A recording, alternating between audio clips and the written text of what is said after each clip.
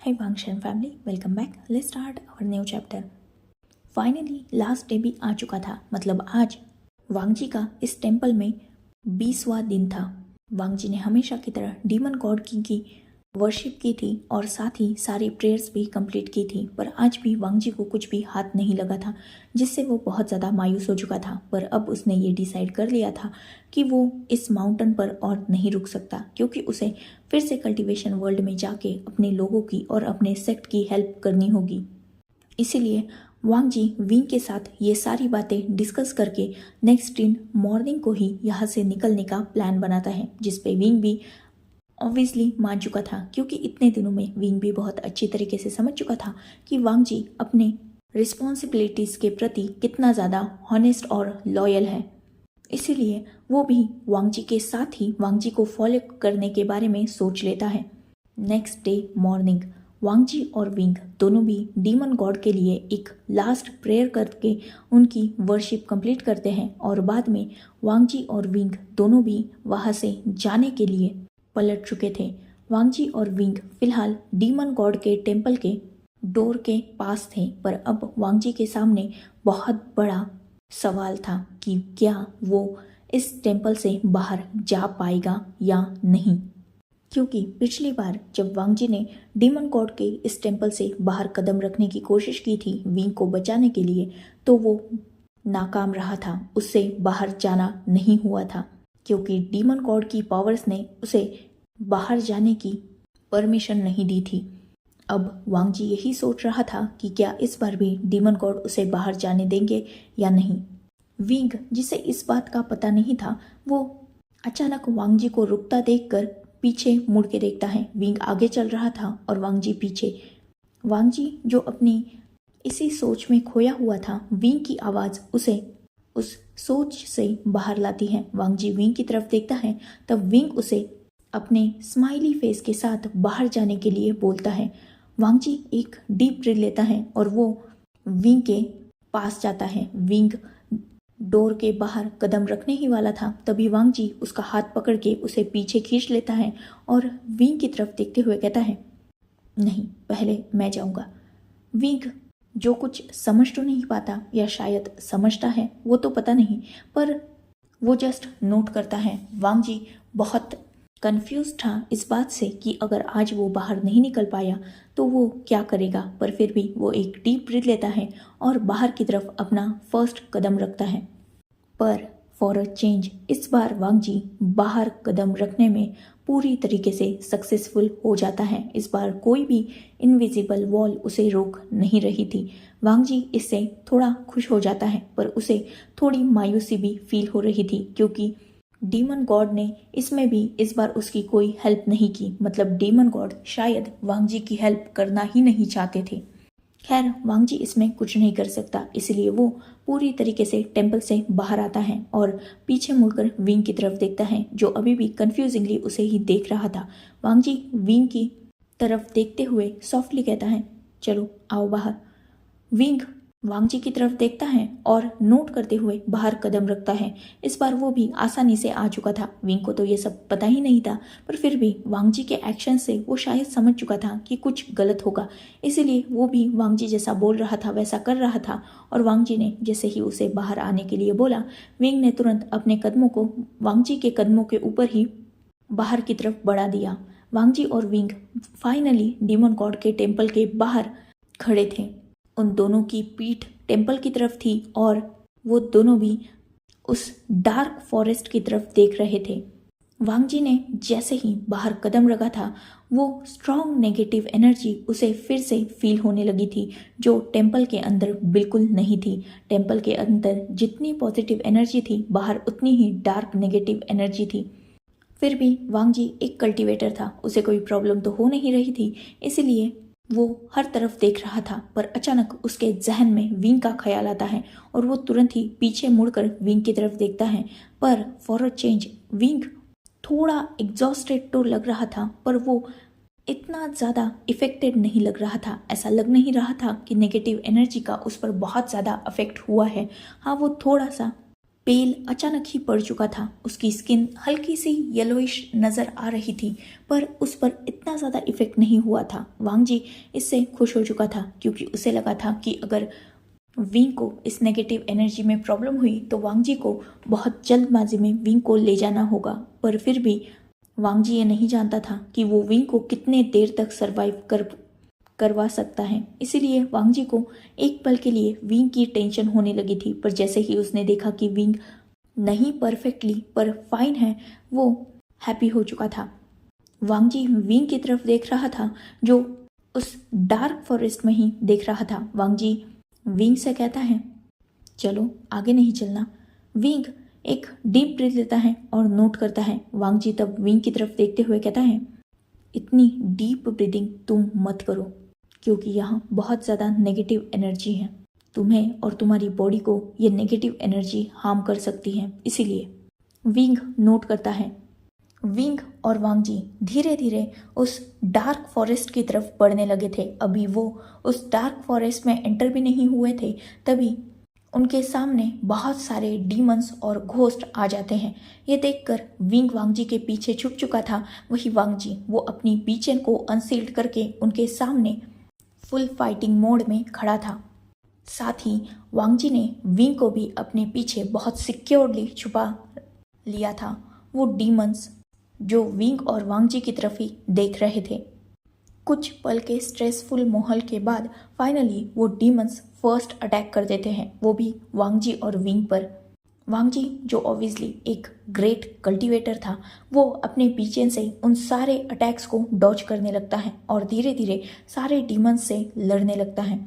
सारे डीमंस जब वांग जी से लड़ रहे थे, तब कुछ घोस्ट वांग जी के पीछे जो विंग था, जो वांग जी से दूर हो चुका था, क्योंकि वांग जी डीमंस से फाइट कर रहा था तो विंग पीछे छूट चुका था, उसे पकड़ने की कोशिश करने लगते हैं। वही वांग जी, उसका विंग के ऊपर फिलहाल ध्यान नहीं था, क्योंकि वो डीमंस से लड़ने में बहुत ज़्यादा बिजी था। पर जैसे ही उसे पीछे से विंग के चीखने की आवाज़ आती है, वांग जी तुरंत ही पीछे की तरफ मुड़ता है, जहाँ कुछ घोस्ट विंग को हॉन्ट कर रहे थे और विंग उनसे डरकर जमीन पर बैठा हुआ था और उसने अपने फेस को अपने दोनों पैरों के बीच में छुपा के रखा था। वही उसने अपने दोनों हाथों से अपने हेड को प्रोटेक्ट करके रखा था। वही वो सारे घोस्ट विंग के आसपास घूम रहे थे और उसे बहुत ज़्यादा डरा रहे थे।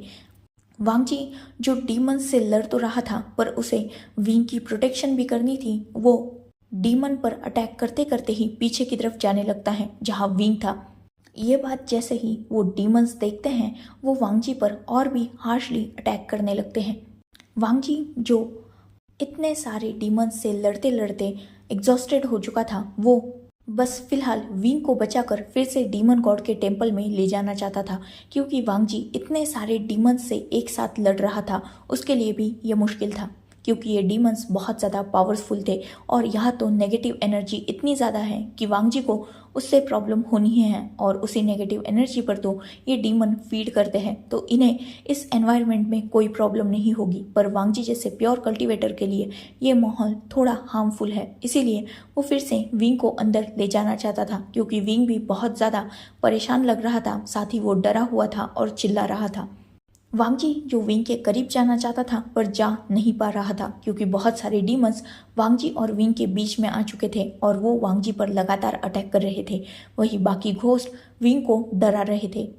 वांग जी जो बहुत देर से फाइट कर रहा था, वो अच्छी तरीके से समझ चुका था कि ये डीमन और घोस्ट वहाँ उसके लिए नहीं आए, बल्कि वो विंग के लिए आए हैं, क्योंकि बहुत सारे डीमन बस वांग जी को विंग से दूर रखने का काम कर रहे थे। पर वो घोस्ट जो विंग को डरा रहे थे, वो विंग को अपने साथ ले जाने की कोशिश कर रहे थे। वांग जी जो ऑब्वियसली जानता था कि विंग एक सेक्रीफाइस है, वो भी डीमन गॉड का, तो शायद ये सारे डीमंस और घोस्ट डीमन गॉड को खुश करने के लिए ही विंग को खींच रहे हैं, ऐसा वांग जी को लगता है। इसीलिए वो और भी ज़्यादा उन डीमंस पर अटैक करने लगता है, पर वो डीमंस बहुत ज़्यादा थे। साथ ही अब वांग जी को विंग का फेस तक नजर नहीं आ रहा था। उन डीमंस ने और घोस्ट ने विंग और वांग जी को टोटली अलग कर दिया था और साथ ही वो विंग को खींचते हुए दूर ले जा रहे थे। वांग जी बस उसकी चीखें ही सुन पा रहा था। वांगजी जो इतने दिनों से विंग के साथ रहते रहते विंग के लिए अपने दिल में एक सॉफ्ट कॉर्नर रखने लगा था, उसे अब विंग की फिक्र हो रही थी। इसीलिए वो उन सारे डीमंस पर एक स्ट्रॉन्ग अटैक करके उसी डायरेक्शन में अपनी बीचेन लेकर भागने लगता है जहां वो घोस्ट विंग को घसीटते हुए लेके जा रहे थे। वही विंग की चीखें अभी तक वांगजी को सुनाई दे रही थी, इसीलिए वांगजी उन्हीं चीखों के डायरेक्शन में भाग रहा था। वांगजी कुछ देर बाद देखता है कि वो घोस्ट और डीमंस विंग को जंगल के एक ऐसे इलाके में लाया है जहां बहुत ज़्यादा नेगेटिव एनर्जी है, मतलब नॉर्मल से भी ज़्यादा नेगेटिव एनर्जी यहाँ फील हो रही है। वांगजी बहुत डर चुका था क्योंकि ऐसे माहौल में विंग का सरवाइव करना बहुत ज़्यादा मुश्किल था। इसीलिए वांगजी विंग को यहाँ से लेकर कैसे भी करके जाना चाहता था। वांगजी जो ग्रेट कल्टीवेटर था, इसीलिए उसकी कल्टीवेशन स्किल्स बहुत ज़्यादा अच्छी थी। वो विंग को जैसे तैसे करके ढूंढ ही लेता है, पर उसकी हालत बहुत ज़्यादा खराब थी क्योंकि उन घोस्ट ने विंग को ज़मीन पर घसीटा था। उसे खींचते हुए ले जा रहे थे, इसीलिए उसके क्लोथ्स पूरे मड़ी हो चुके थे, साथ ही वो बहुत ज़्यादा डर्टी हो चुके थे। साथ ही विंग के हाथों पैरों में बहुत ज़्यादा खरोंचें भी लग चुकी थी। विंग के फेस पर भी पूरी मिट्टी लग चुकी थी और विंग की कंडीशन बहुत ज़्यादा खराब थी क्योंकि विंग लगातार रो रहा था। साथ ही उन घोस्ट ने अभी भी विंग को चारों तरफ से पकड़ के रखा था, मतलब उसकी पूरी बॉडी को बहुत ज़्यादा टाइटली किसी इनविजिबल रोप के साथ शायद बांध के रखा था क्योंकि विंग बिल्कुल भी मूव नहीं कर पा रहा था, जिस वजह से वो और भी ज़्यादा चिल्ला रहा था और लगातार वांगजी को हेल्प के लिए पुकार रहा था।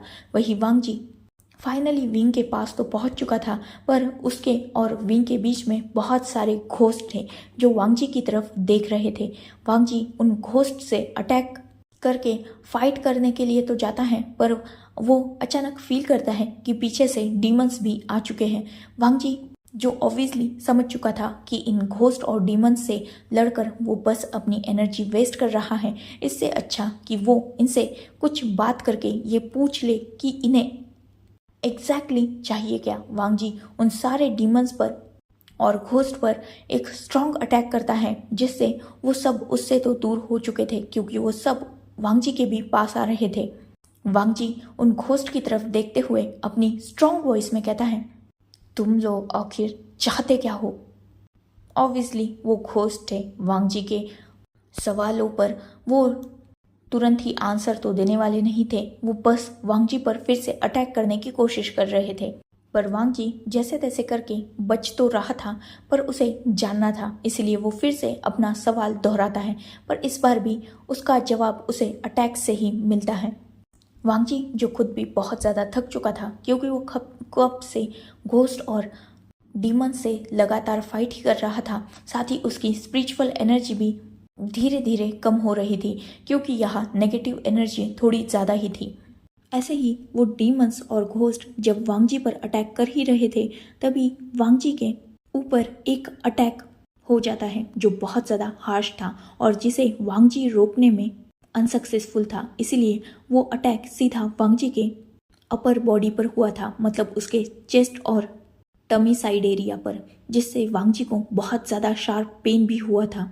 पर इस बार इससे पहले कि वो घोस्ट और डीमन वांगजी पर फिर से अटैक कर पाते, वो अचानक रुक जाते हैं और साथ ही वहाँ की नेगेटिव एनर्जी भी धीरे धीरे कम होने लगती है।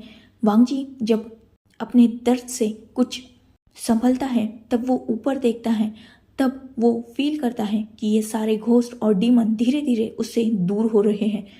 वांगजी समझ नहीं पा रहा था कि ऐसा हो क्यों रहा है, पर अचानक उसकी नज़र अपने पैरों के पास जाती है जहाँ एक स्टोन का स्टैचू गिरा हुआ था। ये वही स्टैचू था जिसे वांगजी ने बनाया था डीमन गॉड की वर्शिप के लिए, मतलब ये डीमन गॉड का ही छोटा सा स्टैचू था। वांगजी जो समझ चुका था कि ये सारे डीमंस और घोस्ट उस स्टैचू से डर रहे हैं, इसीलिए वो नीचे झुककर उस स्टैचू को अपने हाथ में पकड़ लेता है। साथ ही वो उसी स्टैचू को आगे करके उन घोस्ट को और डीमंस को अपने आप से दूर करने लगता है और वो विंग की तरफ जाने लगता है। धीरे धीरे वांगजी उस स्टैचू की हेल्प से विंग के करीब पहुंचता है और विंग को अपने एक हाथ से सीधा उठा लेता है और अपनी तरफ खींच लेता है, जिससे विंग जो घायल हो चुका था वो सीधा जमीन से उठकर वांगजी के चेस्ट से हिट हुआ था, क्योंकि वांगजी ने उसका एक हाथ पकड़ के उसे ऊपर की तरफ खींचा और सीधा उसी हाथ से तुरंत विंग के वेस्ट को पकड़ के अपनी तरफ खींच लिया था और अपना सपोर्ट देकर विंग को खड़ा किया था। वांगजी जिसके एक हाथ में वो स्टैचू था और दूसरे हाथ से उसने विंग को सपोर्ट करके खुद के ही हेल्प से खड़ा किया था, वो विंग की तरफ देखने लगता है जो बहुत ज़्यादा घायल हो चुका था। उसका पूरा फेस खराब हो चुका था और उसकी आंखों से लगातार आंसू गिर रहे थे। वांगजी विंग की तरफ देखता है और वरीडली कहता है, विंग विंग ऊपर देखो, क्या तुम ठीक हो? विंग मेरी तरफ देखो। विंग जो ऑब्वियसली घायल था इसीलिए उसे अपनी पूरी बॉडी में पेन हो रहा था, फिर भी वांगजी की मौजूदगी उसे थोड़ा कंफर्ट कर रही थी, इसीलिए वो अपनी नज़रें उठाकर वांगजी की तरफ देखता है जो उसे ही वरीडली देख रहा था। वांगजी विंग की तरफ देखकर फिर से अपनी कंसर्न वॉइस में पूछता है, क्या क्या तुम ठीक हो? विंग जो ऑब्वियसली ठीक नहीं था फिर भी वांगजी को कंफर्ट करने के लिए वो अपने हेड को यस में शेक करता है। वांगजी विंग से अपनी सॉफ्ट पर वरीड वॉइस में कहता है, हम यहाँ रुक नहीं सकते, हमें यहाँ से निकलना होगा। जल्दी से मेरी पीठ पर चढ़ जाओ, मैं तुम्हें यहाँ से लेके जाता हूँ, क्योंकि मुझे नहीं लगता तुम चल पाओगे। वांगजी जो ये बात विंग के पैर की तरफ देखकर कर रहा था जहाँ से बहुत ज़्यादा ब्लड लॉस हो रहा था। विंग ने लॉन्ग रोप पहन के रखे थे इसलिए वो दिख तो नहीं रहा था, पर इतने दिन हो गए विंग वांगजी के ही वाइट रोप पहन रहा था, इसीलिए उन वाइट रोप्स पर वो ब्लड क्लियरली विजिबल था। इसलिए वांगजी समझ चुका था कि विंग के पैरों में चोट लगी है। वांगजी जब विंग से ये कहता है, विंग वांगजी की तरफ देखते हुए सॉफ्टली कहता है, मैं नहीं चल सकूँगा, आप अब जाओ यहाँ से। ये वैसे भी सिर्फ मुझे चाहते हैं। मैं अगर खुद को इन्हें सौंप दूंगा तो शायद ये आपको जिंदा बाहर जाने दे। अब जाओ यहाँ से, मेरी फिक्र मत करो।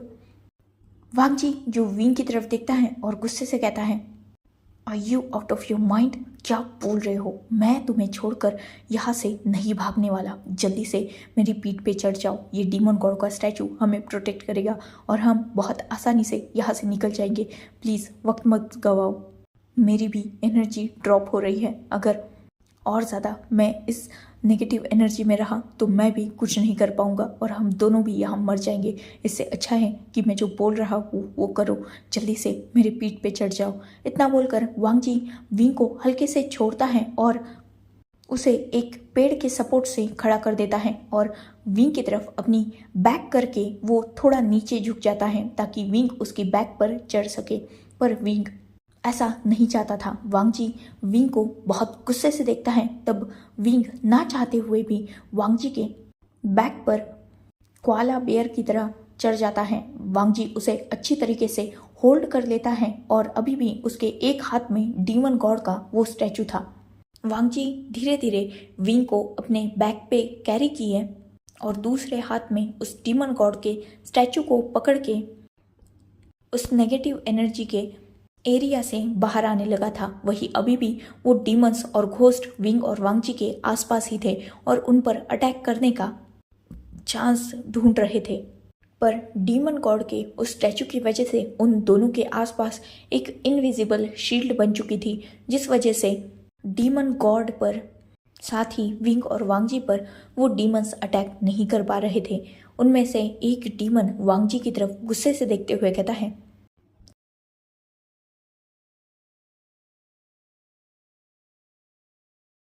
उसे हमारे हवाले कर दो। वो डीमन गॉड का सेक्रीफाइस है और उसे डीमन गॉड से शादी करके खुद को उनके लिए सेक्रीफाइस करना होगा। ऐसा नहीं हुआ तो डीमन गॉड गुस्सा हो जाएंगे। वांगजी जैसे ही ये सुनता है वो कंफर्म हो चुका था कि वो जो सोच रहा था वो बिल्कुल सही है। वो यहाँ वांगजी को नहीं बल्कि विंग को हर्ट करने आए हैं। इसीलिए वांगजी और भी प्रोटेक्टिवली विंग को होल्ड करके चलने लगता है। साथ ही वो उन डीमंस की तरफ देखकर अपनी स्ट्रॉन्ग वॉइस में कहता है, डीमन गॉड कभी भी ह्यूमन सेक्रीफाइस एक्सेप्ट नहीं करते। एक डीमन वांगजी से अपनी क्रीपी वॉइस में कहता है। डीमन गॉड को उस ओमेगा से काम है, वो डीमन गॉड का सेक्रीफाइस है, और तुम ऐसे डीमन गॉड के सेक्रीफाइस को यहाँ से ले जा नहीं सकते, इसीलिए उसे छोड़ दो।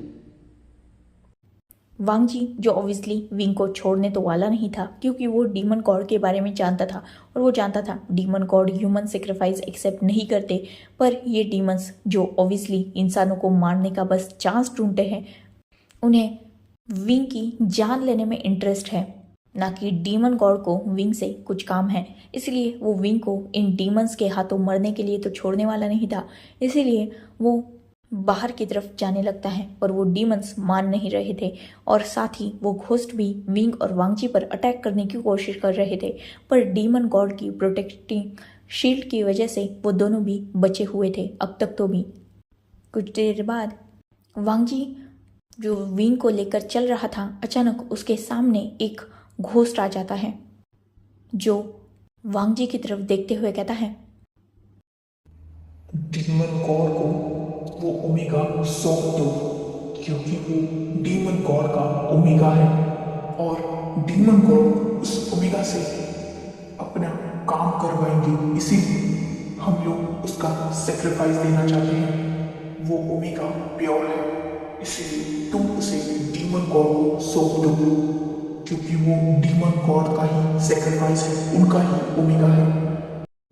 ये सुनना था कि वांगजी जो ऑब्वियसली मानने तो वाला नहीं था, वो उन सब की तरफ देखते हुए अपनी स्ट्रॉन्ग वॉइस में कहता है, ये डीमन गॉड का नहीं बल्कि मेरा ओमेगा है। ये सुनते ही सारे डीमंस और घोस्ट एक पल के लिए रुक चुके थे और वांगजी की तरफ ही देख रहे थे। वही विंग जो खुद भी वांगजी के बैक पर था, उसकी नज़र भी अचानक वांगजी के फेस की तरफ गई, जो ऑब्वियसली उसे कंप्लीटली दिख नहीं रहा था, पर फिर भी विंग वांगजी के अगली बात का इंतजार कर रहा था। वांगजी अपनी स्ट्रॉन्ग वॉइस में कहता है, मैं एक अल्फा हूँ और पिछले कई दिनों से मैं डीमन गॉड की टेंपल में इसके साथ अकेला रह रहा हूँ, इसीलिए अब ये मेरा ओमेगा है। डीमन गॉड भी ये बात अच्छी तरीके से जानते हैं, इसीलिए अब वो भी इसका सेक्रीफाइस एक्सेप्ट नहीं करेंगे। इसीलिए तुम लोगों के लिए अच्छा होगा कि तुम हम दोनों को, मतलब मुझे और मेरे ओमेगा को यहाँ से बाहर जाने दो, वरना डीमन गॉड तुम सबको पनिश करेंगे, क्योंकि डीमन गॉड एक अनप्योर ओमेगा को कभी भी एज अ सेक्रीफाइस एक्सेप्ट नहीं करेंगे।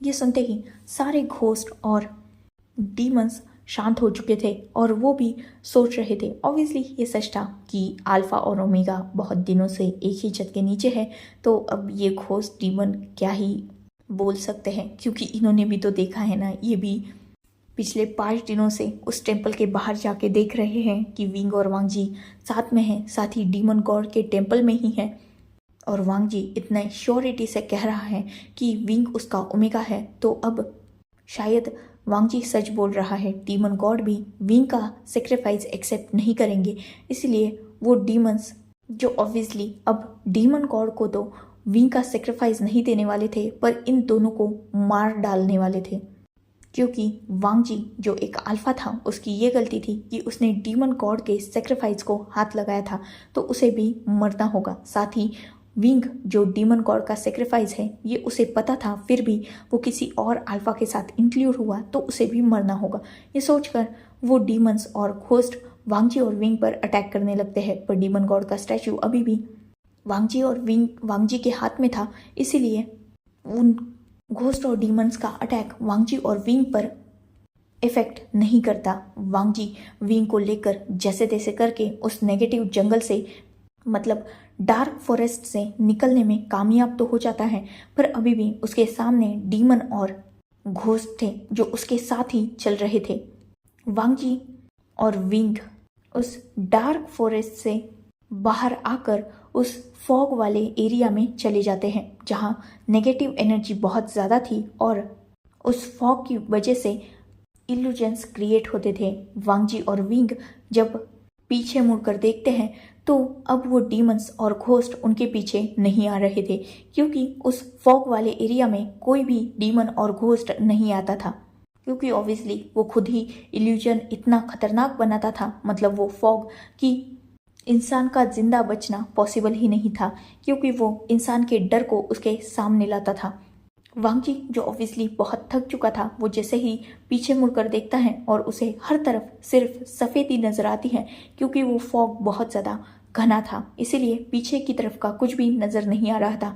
पर वो घोस्ट और डीमंस की आवाज़ें नहीं आ रही थी, इसीलिए वांगजी इतना तो समझ चुका था कि वो डीमंस और घोस्ट उनके पीछे नहीं है। वांगजी विंग को एक जगह पर उतार देता है अच्छी तरीके से।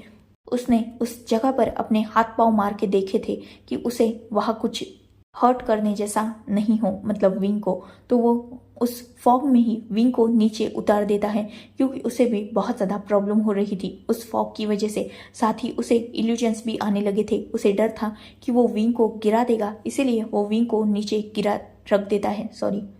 विंग जिसे खुद भी इल्यूजन्स आ रहे थे, पर फिर भी उन दोनों ने एक दूसरे का हाथ भी पकड़ के रखा था। वांगजी जिसके एक हाथ में विंग का हाथ था, तो दूसरे हाथ में उसकी खुद की बीचेन थी। वांगजी जो पीछे मुड़कर विंग की तरफ देखता है, जो जमीन पर बैठा हुआ था, पर ऑब्वियसली वांगजी को विंग का फेस नजर नहीं आ रहा था, क्योंकि वहाँ फॉग बहुत ज़्यादा था। वांगजी विंग की तरफ देखते हुए कहता है, हमें यहाँ से जल्द निकलना होगा, क्योंकि ये फॉग बहुत ज़्यादा खतरनाक है। अगर एक बार इसने हमारे माइंड पर कंट्रोल कर लिया तो हम यहाँ से निकल नहीं पाएंगे और यही मर जाएंगे।